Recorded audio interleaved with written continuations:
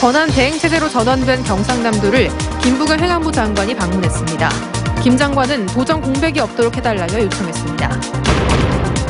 전국적으로 홍역이 유행하는 가운데 경남에서 첫 환자가 나왔습니다. 생후 9개월 된 베트남인인데 지역 내 확산 가능성은 작을 것으로 보입니다. 한국형 전투기 사업인 KF-X 사업이 부품 생산 시작했습니다. 다주 국방과 산업발전에 다가서고 있습니다. MBC 경남은 단체장들의 업무 추진비 사용 실태를 연속 보도하고 있습니다. 오늘은 선심성 지출이 왜 근절되지 않는지 그 배경을 짚어봤습니다. 계속해서 경남 소식 진주에서 전해드립니다.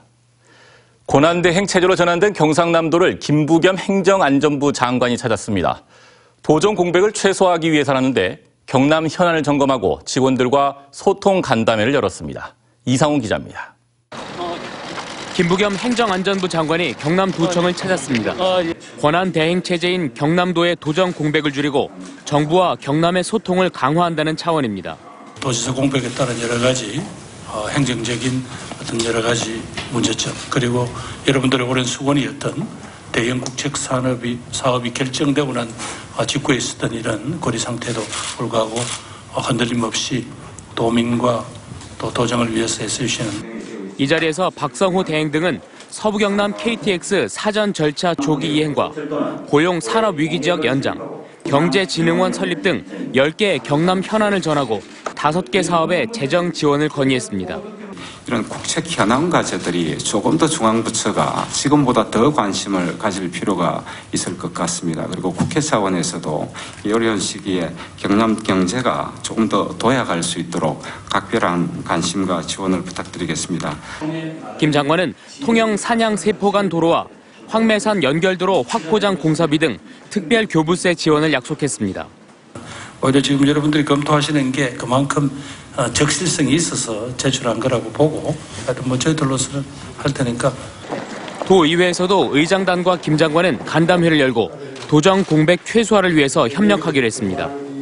도청과 또 의회가 도정 운영을 안정적으로 할 수 있도록 많이 지원해 주실 걸 좀 부탁을 드리면서요. 지금 이럴 때는 여야 가림없이 서로 함께 힘을 합쳐서 돌파해내야 된다고 결의하셨다고 들었습니다. 마찬가지입니다. 중앙정부도.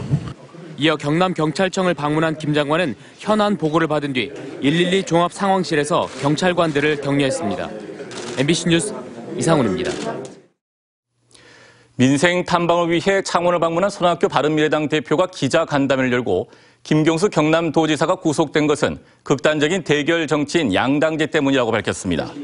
손 대표는 김 지사가 드루킹 댓글 조작 사건으로 구속됐는데 대통령이 돼야 모든 것을 얻고 패배하면 빼앗기는 승자 독식 때문이라며 양당제 극한 정치의 폐해를 끝내기 위해 연동형 비례대표제로 선거제도를 개혁해야 한다고 주장했습니다. 앞서 창원 상남시장 상인회와 소상공인연합회는 손 대표와 간담회를 통해 대형 복합 쇼핑몰 스타필드 창원 입점 문제를 집중 거론하며 정치권의 대책 마련을 주문했습니다. 김경수 경남도지사 구속 판결을 두고 석방과 사퇴를 촉구하는 목소리가 잇따르고 있습니다. 경남 청년단체 연석회의는 오늘 도청에서 기자회견을 열고 경남의 청년 사업들이 김 지사 취임 후 여러 정책으로 실현되기 시작했다며 김 지사에 대한 잘못 여부는 불구속 재판으로 가려낼 수 있으니 도정에 복귀해야 한다고 주장했습니다.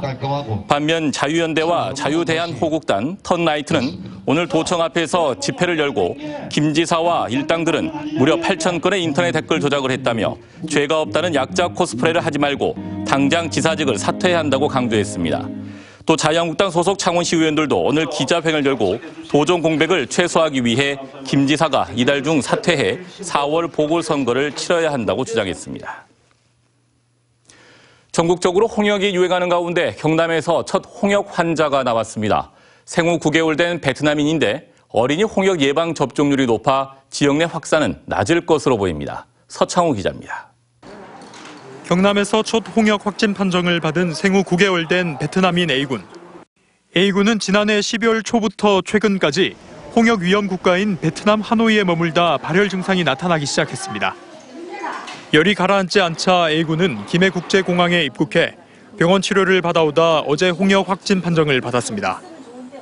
A군은 현재 자택에 격리돼 있는데 증상은 경미한 것으로 확인됐습니다. 이 경로에서 추가 확산되는 게 막는 게 중요하기 때문에 그 관리를 저희가 계속 해나가겠습니다. 공항에서 바로 병원 가고 병원에서 구급차 이동했기 때문에 그나마 관리하는 데는 좀 수월한 편이 있습니다. 경상남도는 A군의 감염 경로를 확인하기 위해 질병관리본부에 추가 유전자형 분석을 의뢰했는데 결과는 이번 주 안에 나올 예정입니다. 또 부모를 포함해 같은 병원에 있었던 환자와 의료진 등 22명에 대한 이상 여부를 확인하고 있다고 밝혔습니다. 보건당국은 A군과 함께 비행기에 탑승한 동승자에 대한 감염 여부도 조사하기로 했습니다. 하지만 전문가들은 국내 어린이 홍역 예방 접종률이 97%대로 높아 지역에 퍼질 가능성을 낮게 보고 있습니다. 군진 면역이 이미 형성이 되어 있어서 환자의 산발적인 발생은 있을 수 있어도 지역사회의 대규모 유행의 가능성은 매우 적다고 할 수 있겠습니다. 보건당국은 홍역 의심 증상이 나타나면 관할보건소나 질병관리본부 콜센터에 신고할 것을 당부했습니다. MBC 뉴스 서창우입니다. 한국형 차세대 전투기인 KF-X 사업이 설계 과정을 훌륭히 마치고 첫 부품 생산에 들어갔습니다. 2021년에는 시제기 출고를, 2026년에는 양산을 목표로 하고 있어 자주국방과 항공산업 발전에 성큼 다가섰습니다. 김태석 기자입니다. 한국형 전투기 KF-X 시제기의 주요 구조물인 벌크헤드입니다. 알루미늄 합금 재질인 벌크헤드는 전투기가 고속으로 비행할 때 발생하는 압력에 대비해 항공기의 변형을 방지하기 위한 뼈대 역할을 합니다. 부품 착수 가공 행사는 KF-X 프로그램의 중요한 마일스톤으로서 설계 단계에서 시제작 단계로 전환을 의미를 합니다. 9월에 예정된 항공기 체계 상세 설계 검토 또한 적기에 잘 완료하여 완수할 수 있도록 올해 안으로 항공기 외형을 확정하며 2021년 4월에는 시제기 출고가 계획돼 있습니다. 2026년에 완성될 KF-X 사업은 현재 29% 정도의 일정이 진행되고 있습니다. KF-X는 우리나라 전투기 개발과 생산이 획기적인 도약을 이룰 수 있는 국내 최대 규모인 7조 5천억 원의 연구 개발 사업입니다. T-50과 FA-50 개발에서 축적된 기술을 바탕으로 비행 제어 컴퓨터를 자체 개발하고 항공전자 센서 국산화도 진행 중입니다. 4차 산업혁명의 최고에 구현하는 최초의 가장 아름다운 플랫폼이 될 것이라고 생각하고 한편 카이는 작년 영업이익이 1,444억 원으로 흑자 전환을 이뤘고 매출은 2조 7,894억 원으로 전년보다 34.6% 늘었으며 올해 매출은 3조 896억 원으로 전망했습니다. MBC 뉴스 김태석입니다.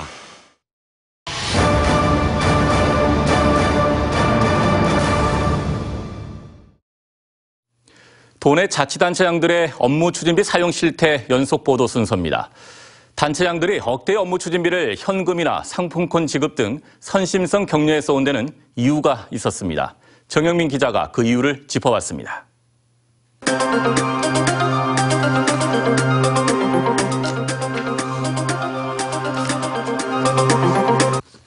경상남도지사가 지난 16년부터 쓴 업무 추진비 내역입니다. 명절마다 근무자들에게 30만 원의 격려금을 꼬박꼬박 지출했습니다. 100명이 넘는 직원들에겐 최고 30만 원의 상품권을 지급했습니다. 위로 목적이었습니다. 도내에서 업무 추진비가 가장 많은 양산시장.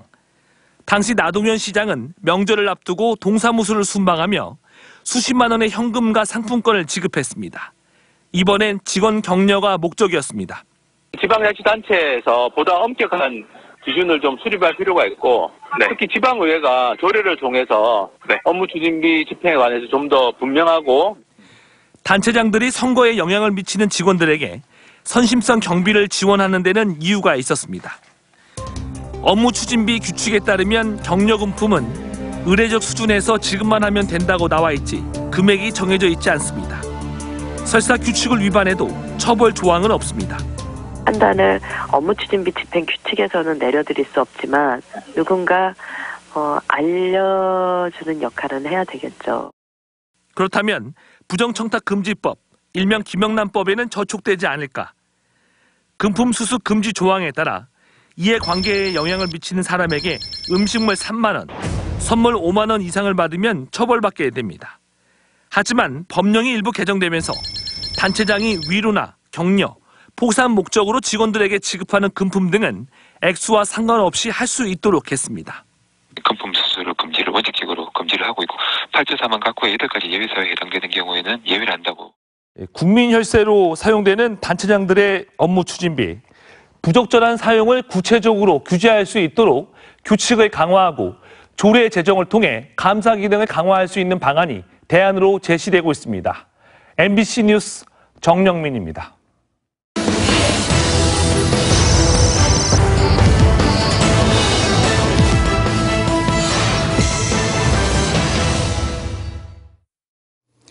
다음 소식입니다. 거창군에 있는 한국승강기대학이 교육부로부터 부실 운영에 따른 관련자 징계와 법인 예산 회수 처분을 받은 것으로 뒤늦게 드러났습니다. 교육부는 지난해 12월 한국승강기대학의 예산 부당 집행과 임용비리 등의 혐의와 관련해 김모 총장을 비롯한 관계자를 징계하고 19억여 원을 회수하라고 통보했습니다. 한국승강기대학 관계자는 징계위원을 열어 총장에게 1개월 정직 처분을 하는 등 교육부 요구한 대로 처리했다고 말했습니다. 경상남도가 올해 역대 최대 규모인 지방 공무원 2,055명을 채용합니다. 지난해 당초 선발 인원 1,551명과 비교하면 504명, 약 32%가 는 것으로 직급별로는 5급 2명, 7급 37명, 8급 110명, 9급 1,825명, 연구지도사 81명입니다. 이는 정부 일자리 정책과 연계해 추진하는 것이며 공공부문 일자리 창출로 청년 실업 해소 등을 위한 의지가 반영됐다고 도는 설명했습니다. 하동에서 삼국시대인 6세기 후반부터 7세기 중심 세력 무덤으로 추정되는 고분군이 발굴돼 관심을 끌고 있습니다. 하동군과 재단법인 한화문물연구원은 횡천면 남산 일원에서 8기 구모 이 고분군을 발굴 조사해 두개골로 추정되는 인골 1점과 뚜껑이 있는 그릇 6개합 등의 유물 20석 확인했습니다. 지금까지 하동에서는 6세기 후반때 무덤이 확인된 것은 이번이 처음으로 하동 지역 고분 문화의 지역사를 이해하는 데 중요한 자료가 될 것으로 기대됩니다. 하동군이 오는 2022년 하동 야생차 문화엑스포 개최를 위해 화계면 정금리 차 10회지에 다인 박물관 건립을 추진합니다. 하동군은 국비와 지방비 등 모두 100억 원을 투입해 차 10회지 야생차 밭에 다인 박물관을 건립하고 차 역사관과 다구관을 비롯해 야생차 조격, 다도, 다식 등의 체험장을 만들 예정입니다. 하동군은 오늘 오후 정치, 경제, 문화, 언론, 학계 등 33명을 건립 추진위원으로 위촉했습니다. 진주소방서가 오늘 진주 MBC 내에서 민간 합동 소방훈련을 가졌습니다.